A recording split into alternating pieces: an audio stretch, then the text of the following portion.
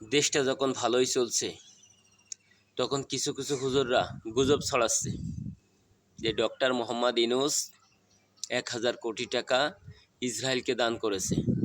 এগুলো বলেছে কারা? বলেছে হচ্ছে কিছু সুন্নি মৌলবি আছে, জিলাপি মৌলবি, তারা এগুলো বলেছে। আসলে দেখুন, যাদের জিলাপি কম পড়ে গেলে, যারা মনে করেন এক দেশে যাওয়ার কথা বলে অন্য দেশে যায়, আর কিছু জিলাপি মৌলবীরা সমাজটাকে নষ্ট করার জন্য সবসময় লেগে থাকে। সবাই না, কিছু কিছু মানুষ। এই জন্য এ দেশটা এখন যখন চলছে, এখন মানুষের বাক স্বাধীনতা আছে, মানুষ মনের কথাটা বলতে পারে। আপনি মিডিয়ায় কিছুদিন আগেও আপনি কিন্তু